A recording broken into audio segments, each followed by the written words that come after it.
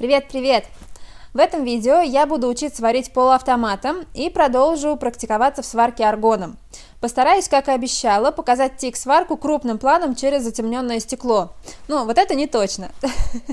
Также расскажу, что еще я решила доработать в тик-горелке и с какими чисто женскими трудностями я столкнулась при подготовке к сварке.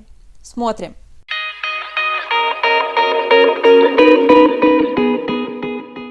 Первый раз я полуавтоматом пробовала варить вчера. Расскажу вкратце, как я подбирала параметры. Для начала я поставила силу тока на минимум практически и пробовала варить, постепенно прибавляя, пока шов, по моим ощущениям, не стал плавиться нормально. То есть не образовывалось таких мелких капелек на слишком малом токе и металл быстро не прогорал на слишком большом. Параллельно я начала регулировать подачу проволоки. И когда шов стал более-менее равномерным, еще немножко подрегулировала подачу так, чтобы максимально равномерным стал звук. Заготовки я уже нарезала и зачистила, осталось их только сюда принести. Идти неохота. О, оператор, у меня идея. Давай фокус, как в прошлый раз с ремонтом. Не поняла. А что, сегодня не работает? Магию, что ли, за него плату отключили? О, другое дело. То-то же. Так вот наши заготовки, которые мы сегодня будем варить. И так как пока нет металлического стола, просто положили лист металла. Ну что, начнем? Для начала сделаем стыковой шов. Возьмем 2 заготовки, остальные отложим. Включаем аппарат.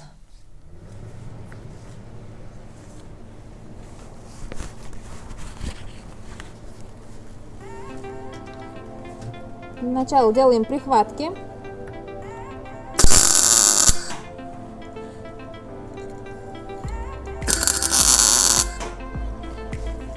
И варим сам шов.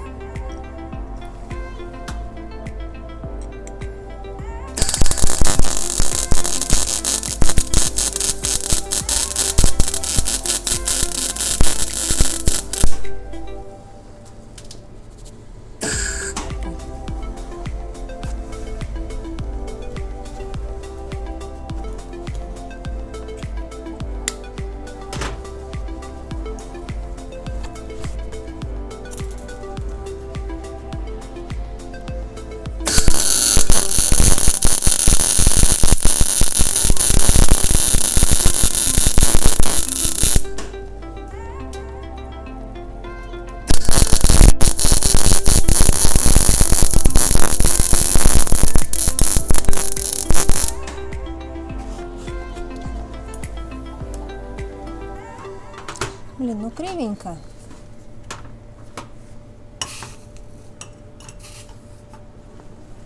Вот, посмотрите, что у меня получилось. Видно? Оп. Чуть не потеряла.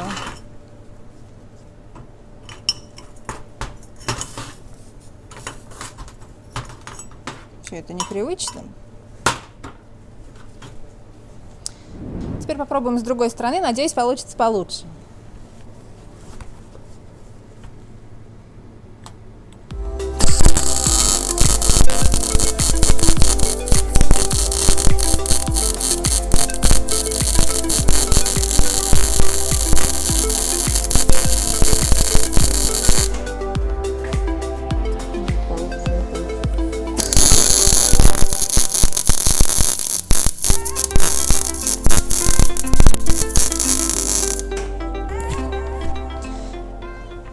Даже показывать вам не хочу, если честно, что получилось. Давайте, ладно, покажу обе стороны.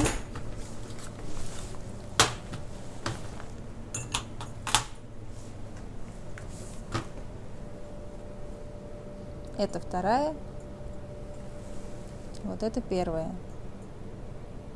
У меня, как всегда, первый, по-моему, даже лучше, чем второй. Как и при тик-сварке. Теперь попробуем сделать шов не просто стыковой, а вот так вот угловой.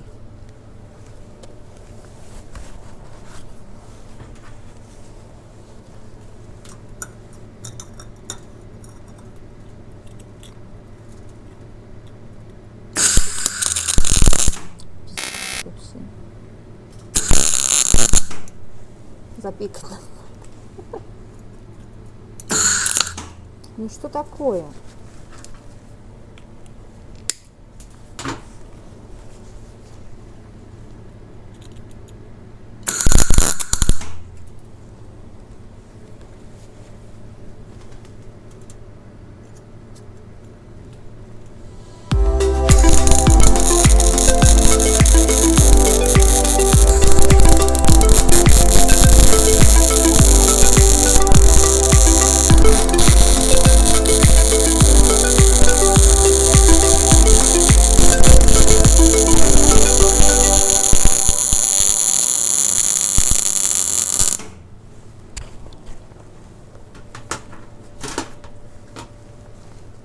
Ну вот, посмотрите, но не особо лучше. Я думаю, сейчас сделаю еще один шов.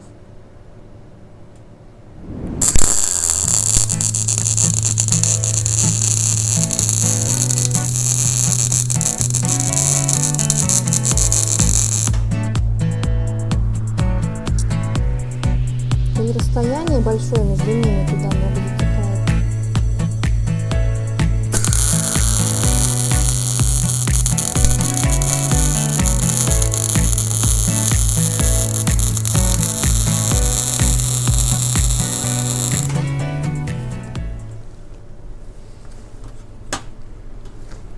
Ну вот тут что-то уже более похожее на правду.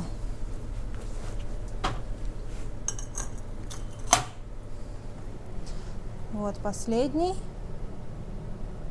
Для сравнения, вот предыдущий. Вот последний. Ну, в общем, как я поняла, я довольно далеко держала сам электрод, поэтому было очень много брызг и всякой вот гадости вокруг. Ну, немножко я приноровилась. Ну что, я думаю, что с полуавтоматом на сегодня закруглимся. Теперь давайте поюзаем алюминий.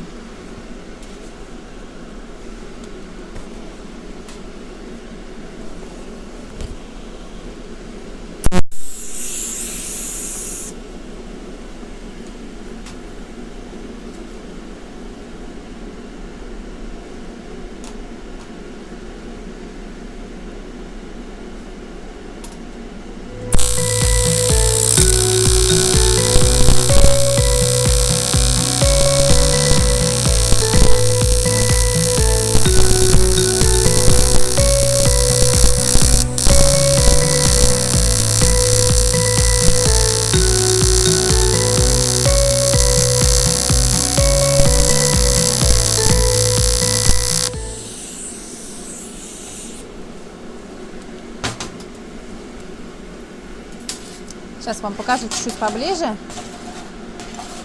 Вот смотрите, что у меня получилось. Ну, по-моему, ничего так.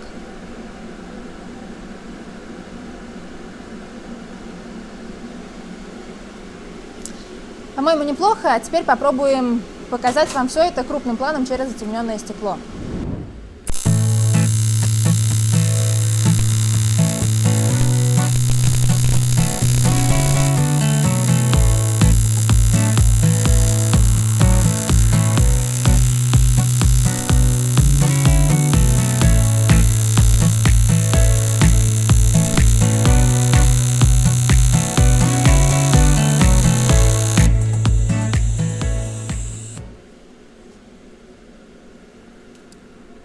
Ну что, друзья, делитесь своим впечатлением от моих швов, своим мнением в комментариях под видео. Буду рада получить обратную связь. Ну что, друзья, попробовав оба типа сварки, что хочу сказать. Ну, опять же, это мое личное мнение. Я не ожидала, что оно будет таким, потому что я слышала, что сварка полуавтоматом проще, чем аргон. Ну вот я не соглашусь. Вот в моем случае это не так, потому что лично мне аргон понравился гораздо больше и дался проще. Я сегодня перед съемками попробовала, сделала 2 шва. Ну, не те, которые вы увидели. Просто чтобы вспомнить, что и как, потому что я держала горелку неделю назад в руках. И когда я ее в руки взяла, я даже забыла, если честно, как я ее держала. Но чуть-чуть потренировавшись, как-то вот я нашла как-то вот свой ритм, там, настройки и стало получаться. И я, если честно, не ожидала, но я очень рада, потому что я считаю, что вот это, ну, конечно, грязненький, но я считаю, что это неплохой шов. Что касается полуавтомата, не скажу, что он плохой, но там нету электронного табло, где бы можно было, ну, видеть точные настройки, там, силу тока и так далее. Там есть крутилочка от 1 до 10, и, естественно, настройки не такие точные, то есть мне нужно еще в них разобраться, поиграться, попробовать в любом случае. Ну, нужно будет научиться, я это сделаю, но не все за один раз, видимо. Но я освою тебя, дружище. Так вот, мне больше понравился аргон. Напишите мне, пожалуйста, свое мнение, мне правда очень интересно, что вы думаете об этих швах. Буду очень рада. Да, я еще вам обещала рассказать, что же я решила усовершенствовать в своей тик-горелке. Дело в том, что я видела много видео профессиональных сварщиков, в которых они тюнят свои горелки. То есть стараются их максимально облегчить, укоротить расстояние, чтобы рука находилась как можно ближе к электроду. Ну, по логике это должно быть удобнее, я думаю, что это люди уже проверили на практике. Если провести аналогию с ручкой шариковой, мы же когда пишем, держим руку близко к стержню. Если взять ручку за самую жопку, за самый верх и пытаться писать так же ровно и красиво, ну мало что получится, и буквы будут такие лошадиные, то есть не будет точности. Поэтому, так как у меня сейчас пока нет возможности всю горелку целиком обновить, я решила заказать на AliExpress укороченную линзу газовую. И в итоге, ну, вот это вот расстояние должно сократиться где-то на сантиметр на 2, а то и больше. Думаю, что это должно быть удобно. Придет она мне через месяц, заодно и потестим. Да, и еще одна маленькая проблемка, с которой я столкнулась вообще в самую первую очередь, как только начала подготавливаться к сварке. Дело в том, что на меня нет ни сварочных перчаток такого размера, как мне надо, ни спецодежды. Даже в дорогих магазинах спецодежды начинается она с 44-46 размера, у меня 40-й. И на вот такую мою ручку тоже перчаток, вот. Поэтому я вышла другим способом, я купила в Leroy Merlin в разделе «Сад и огород» вот такие перчатки и ушила их вручную, кропотливо, но куда деваться. И купила просто такую вот плотную куртку с длинным рукавом, чтобы она защищала от сварки полуавтоматом, ну, от окалинок. Ну и, собственно, обычные штаники. Поэтому в робе, я думаю, вы меня не увидите, может, оно и к лучшему. Ну что же, на сегодня все. Спасибо вам за просмотр. Я очень рада, что вы досмотрели до конца. Мне приятно. Пишите свои комментарии, ставьте лайки. Кто еще не подписан, обязательно подписывайтесь на мой канал. Буду рада видеть вас снова. В следующем видео обязательно придумаю для вас что-нибудь интересненькое. Чао, какао!